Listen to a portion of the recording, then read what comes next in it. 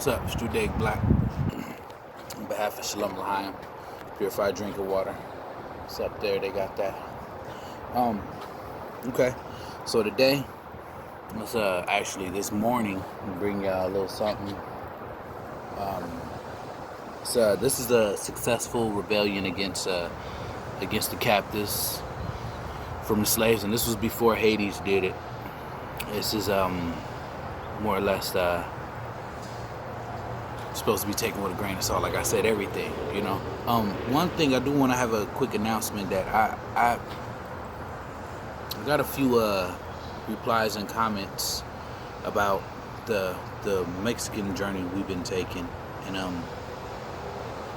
I said y'all my brothers and my sisters, y'all my cousins, like y'all helped us and we helped y'all, and that's how I go. We got a relationship, so don't mistake this shit for any kind of problems. I'm stating what's real. We supposed to be together, black and brown type shit, you know what I'm talking about? Anyway, Day Black, and this is the successful rebellion of slaves before Haiti tried it, okay? And let's do it. Cue that music I like. American privilege keeps blurring my vision, and heritage sickness, American privilege it keeps blurring my vision. Honor the brave men and women who fought against slavery in the Americas. This can certainly be a difficult portion of our history to discuss, but again, I think it's an important one to remember because we're certainly the product of survivors. I wanted to talk about an African who not only stood up to Spanish slavers, but he was ultimately successful in creating a sovereign region, defeating them at every turn. It's unfortunate that this man is not more well known in the African diaspora. In fact, many people don't even know that enslaved Africans were also in the region he was taken. We'll be talking about Gaspar Yanga and how he formed a Maroon community of former enslaved Africans in Mexico. The significance of this is that we only know of one successful rebellion of enslaved Africans in Haiti, which went on to form a lasting state. But we don't know that another successful rebellion took place centuries before Haiti in Mexico. The story of Gaspar Yanga is a pride to people of African descent all around the world. How he was able to form a sovereign region within Mexico during the height of Spanish power in the 16th century is absolutely remarkable. The state of Veracruz, Mexico is known for its beauty and its very large concentration of Afro-Mexicans. The state contains a hidden jewel, a city that is both important to Mexican and African diaspora history. Yanga, affectionately called the Cradle of Liberty, is considered to be the oldest free black town in the Americas. Located in the eastern part of the state, the city of Yanga was also among the first independent towns to be formed in Mexico. It was established as a free black town on January 6, 1609.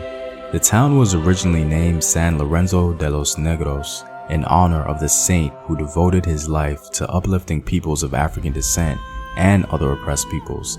Its name was later changed to San Lorenzo Saravalvo and finally Yanga in 1932. And we have the hero Gaspar Yanga to thank for that. The story of Gaspar Yanga begins in the 16th century when the enslavement of Africans by the Spanish was in its beginning stages. Gaspar Yanga was reportedly descended from a royal family in the Central African country of Gabon.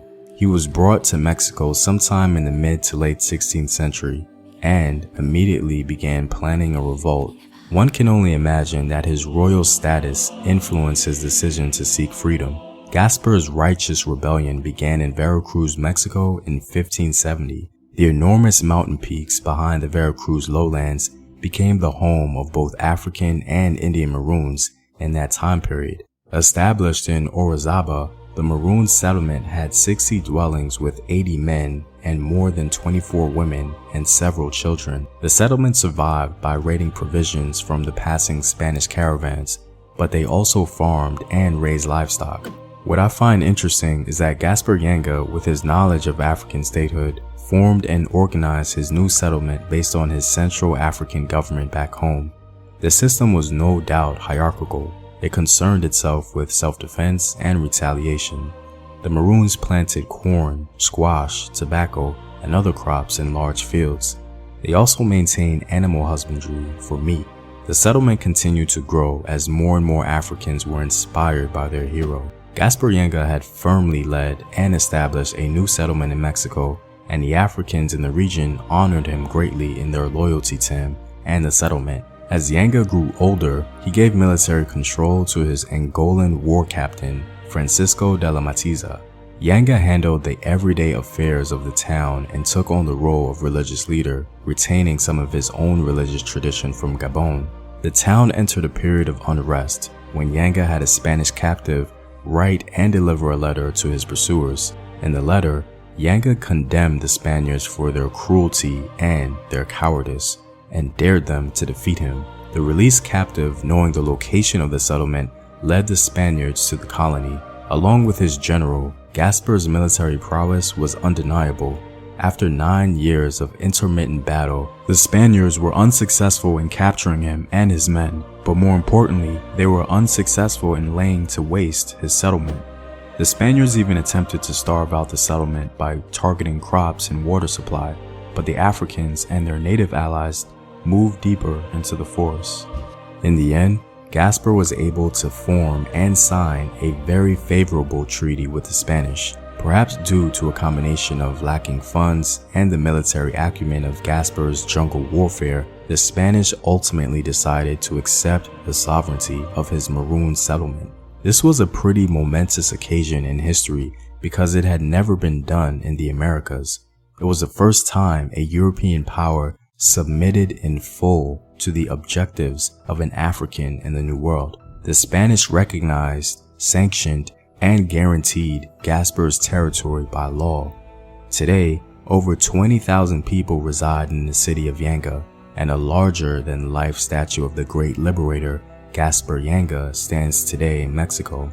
Gaspar Yenga's determination for freedom really reveals the importance of knowing who you are and your value. His royal status in Africa, accompanied by his knowledge of self, could not be undone by the perils of the gun or the sword. Know thyself, remember your ancestors. Peace.